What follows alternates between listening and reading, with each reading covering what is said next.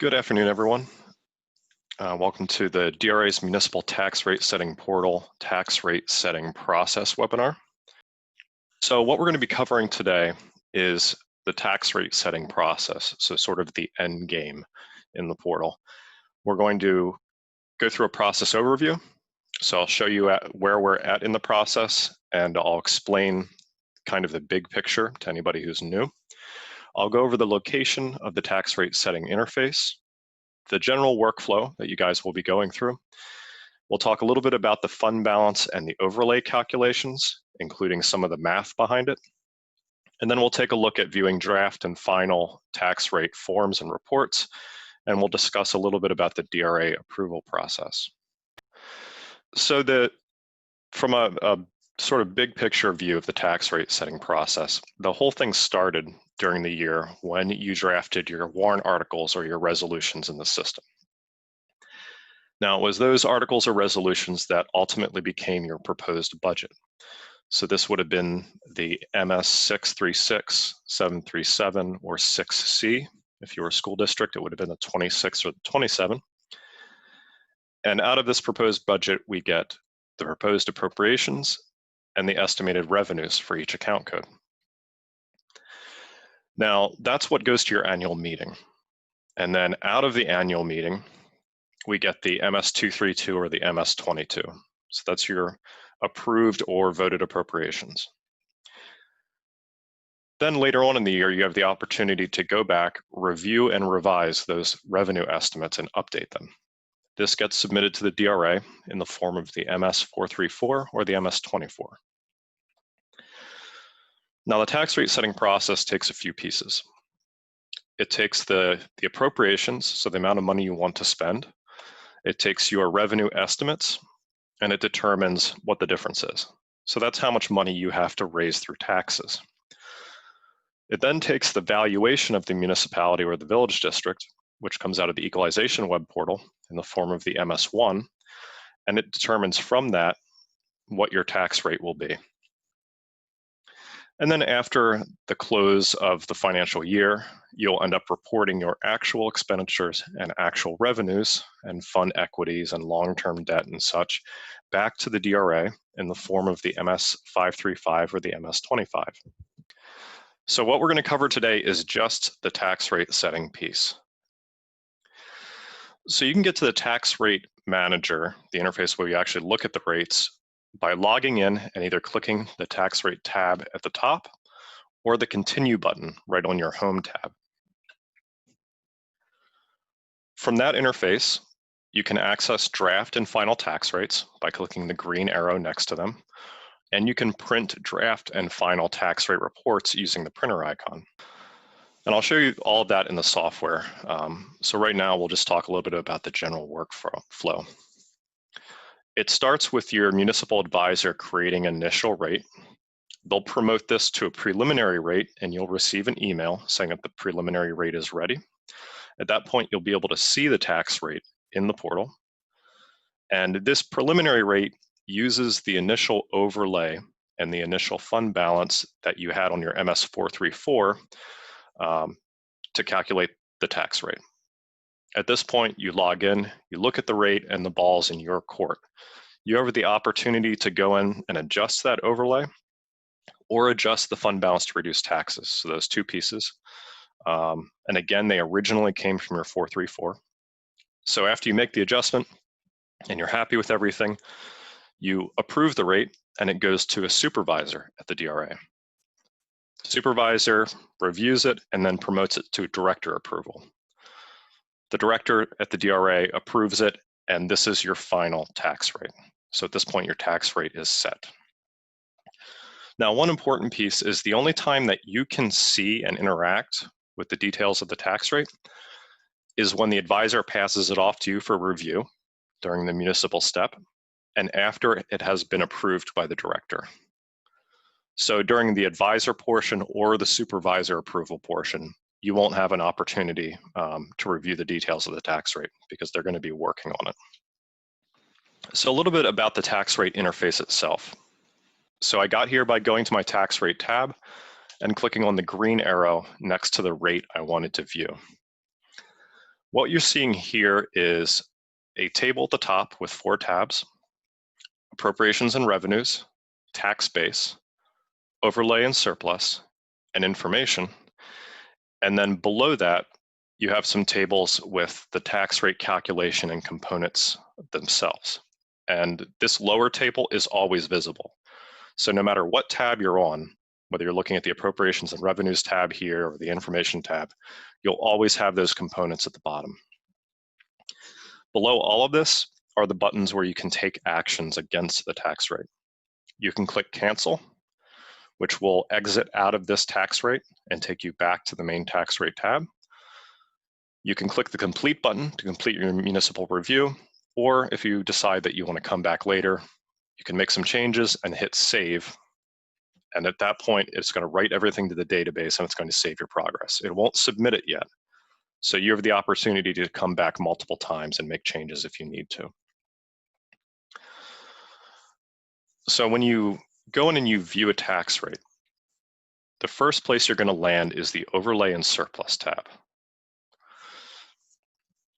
And this tab has 2 values. First, the fund balance to reduce taxes. You can change this one, and the requested overlay. So everything else is calculated and read only. It's just those 2 values that you can adjust. The fund balance reduce taxes is simply money from your fund balance or another account to reduce the tax rate. And the requested overlay is some amount of money on top of your voted appropriations to ensure that your town or city can meet its obligations in the case of something like an abatement, a year where you have low property tax remittance, etc. Now, the requested overlay is important because of how the tax rate calculation works. And I'll get into that a little bit later. But basically, you're going to make changes to these 2 numbers, and it'll be a little bit of an iterative process. So you'll have to experiment with different amounts for each to dial in the tax rate. So just to go over the other tabs real quick, the Appropriations and Revenues tab has a couple subsections. Here you can see municipal, county, local ed, state ed, and village. This is simply a breakdown of the appropriations and revenues under each of these categories. It'll show you the source for each number, basically which form it came from. And you'll note that there's an initial value column and an adjusted value column. So each of these tabs, the DRA can go in and they can make adjustments if needed for the purposes of setting the tax rate. It's not done very often.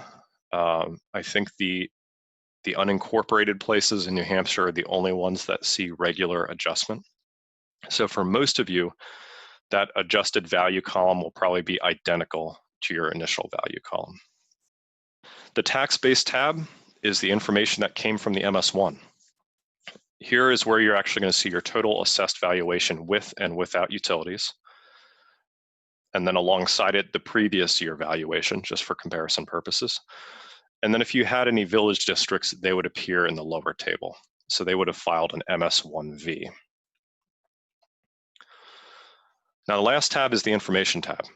I know it seems like a lot of numbers, but the Information tab is where you're going to look if you're trying to dial in your fund balance to reduce taxes, for instance. This gives you guidelines for the amount retained in fund balance. You can see the DRA maximum recommended of 17%, all the way down to 5%. And then in the table below, you have some guidance on how much you'd have to enter, how much you'd have to pull out of the fund balance to reduce your taxes by $1, 50 cents, or 10 cents. So that does most of the math for you to help you dial in that rate. At the bottom of the Information tab, which couldn't fit in the screenshot on the other slide, you're going to see that the breakdown of the prior year tax rate components, so all the pieces of your total tax rate compared with your current year values.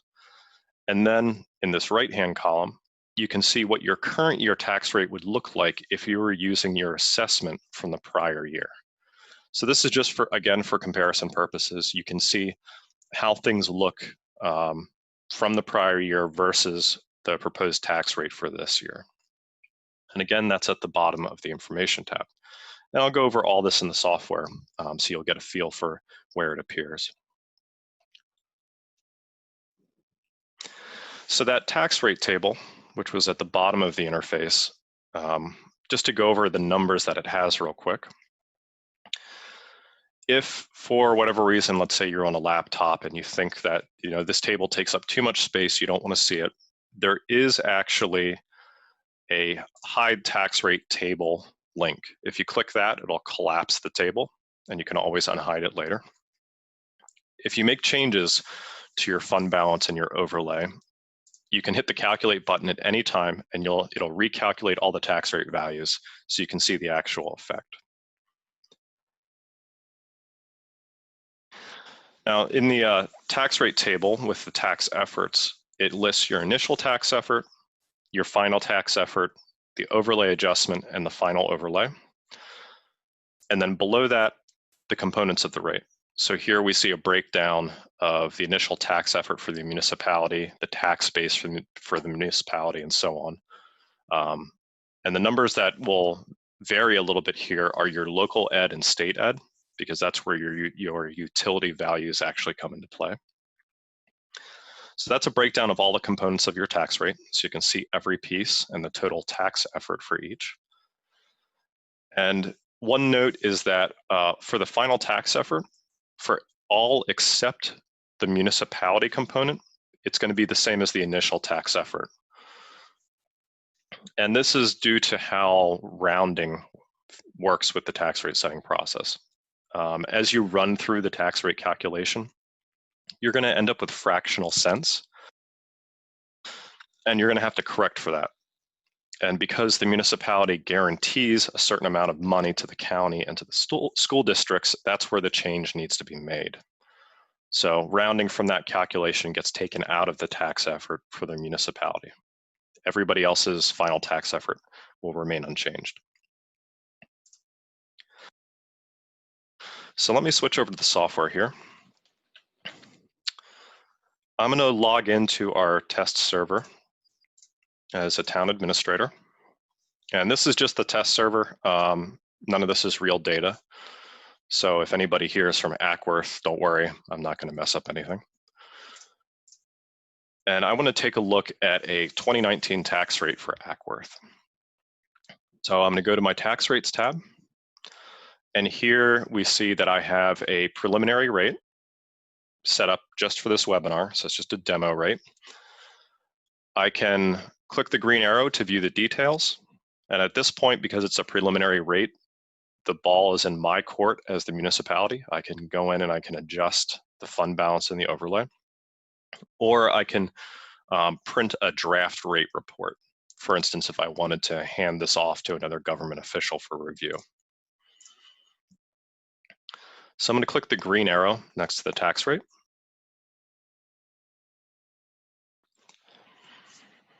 And what it's going to do is it's going to pull up all the details. So all of those screenshots that we just saw. You can see here, it dropped me right into my overlay and surplus tab. Here are the two numbers I can adjust. So I can come in and I can change my fund balance to reduce taxes, for instance. I can adjust my requested overlay, recalculate the values if I need to see how it changed the tax rate components. I have access to the other three tabs as well. So Appropriations and Revenues. We can see all of the values from the municipality, the net required county tax effort, local and state education appropriations and revenues. And then if I had any village districts, which Ackworth does not, you would see a breakdown of their contributions here. And again, we have the tax base tab. Pretty simple. This is just the MS1 values for Ackworth. And then if I was adjusting my, my fund balance to reduce taxes, for instance, I can use the information tab again to determine how much I want to pull out of the fund balance to change my tax rate. Once I'm done here, I can either save my progress or just click Complete Municipal Review, and it's going to send the rate back to the DRA for a supervisor review. So at that point, I will have handed it back over to the DRA. Now, I ran the tax rate report before we went to this interface. So what you're going to see here is a preview of what the report would look like. And you can see that it very clearly states that it's a preliminary rate, that it's not finalized, and it has heavy watermarking on every page. So what you're seeing on the report itself is simply everything from the interface. So all the values, all of the information you had there appears on a different page of the report. So I want to get into the overlay and adjustment calculation a little bit, because you don't need to remember all of this, but it's kind of important to have it in the back of your mind so you have an idea of how the tax rate calculation works. So the requested overlay is, again, it's an amount of money that feeds into the tax rate calculation. And what it does is it helps correct for the rounding that occurs. And again, it only affects the municipal tax effort.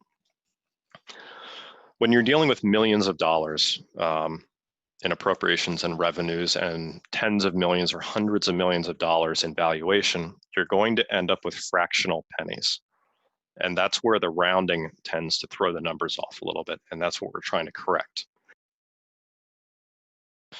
So what you're going to start with is the initial overlay.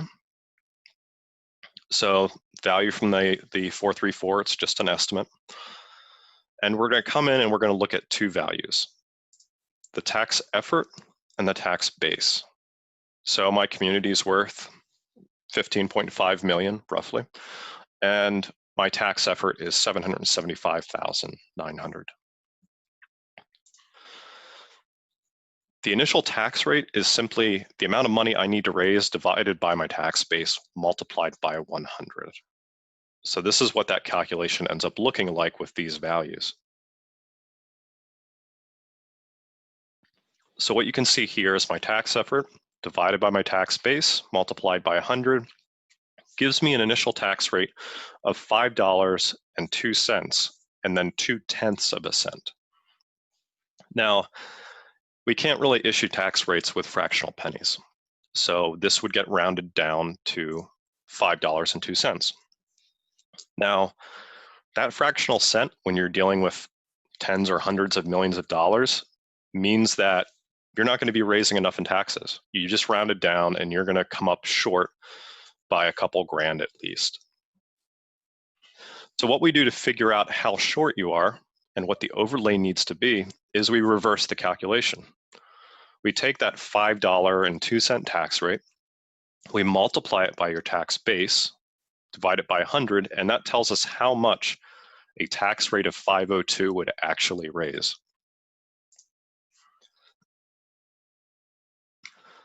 So what you see here is I'm coming out to 775,590 with that tax rate. That's a little short of the 775,900 that I actually needed to raise. So what we do then is we figure out, okay, what's the difference? How much extra money do I need to raise here? And that is what becomes the overlay. So I took my initial overlay and I'm adjusting it by that difference to bring it down to a final overlay. So again, you don't have to remember all this, but it's good to know how an overlay gets calculated and what the tax rate calculation gets, what it looks like, in order to explain it to people when they bring it up. Now, one thing to note is that the overlay adjustment, to go from the initial overlay to the final overlay that you end up using, it can be positive or negative, depending on the rounding of the tax rate. So instead of subtracting $310, we could have added $310. And again, that all comes down to the rounding of that tax rate and the loss of those fractional cents. So I just want to go over the tax rate report real quick, just so you know where everything is on it. The tax rate report is 4 pages. On the cover sheet, you'll very clearly have the year and the final rate right at the top, along with the name of your community, so you can't miss any of this. And then on that cover sheet, you'll see the full breakdown of the tax efforts, the valuations, and the tax rate components for the municipality, the county, and then the local and state education. And again, if you have village districts, you'll see all of their values in a table right below the municipal tax rate section. Below that, you have a breakdown of all the tax commitment pieces. So your total tax effort, any war service credits that were applied, any village district tax efforts, and then your resulting total property tax commitment. So again, this is all what you saw in the interface. We're just making sure that you know that it's in the report as well. On the second page, you're going to see a breakdown of the municipal accounting components, your appropriations, your revenues, your apportionment, and the educational components. And then below that, you'll see the valuation information for the municipality and the village districts. And you'll see a prior year comparison in several of these tables. Now, the third page is the tax commitment verification.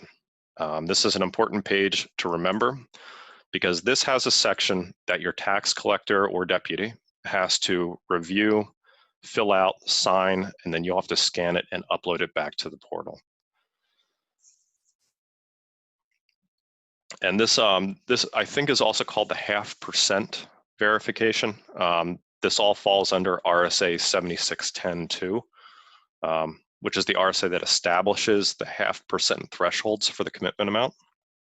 So again, your tax collector has to fill this out and then it has to be uploaded back to the portal. The last page is simply your fund balance retention guidelines and the final overlay amount. So what you'll see here is an explanation of fund balance retention and then a breakdown of the maximum and minimum recommended retention amounts and your current amount retained. If you have a school district that adopted RSA 198.4b2, they can have retained fund balances as well. And if, in this case, if this town had a school district that could retain a fund balance, you would see a table below this one on this final page with the fund balance for the school district. So we didn't cut too far into your lunch hour. I'll just talk about support resources real quick and then I'll take questions. If you have statutory questions or account code questions or calculation questions or anything like that, you should reach out to your municipal advisor or the supervisor. You can find your advisor's contact information right on your home tab. It's in a yellow box in the right corner. If you know what you need to do, but you can't figure out how to do it in the portal, you can get in touch with us, Axiomatic's technical support team. You can give us a call. You see our toll-free number and our local number here in New Hampshire. You can drop us an email, support@axiomnh.com, or you can visit our support website. You can also get to the support website by clicking the help link up in the top corner once you're logged into the portal.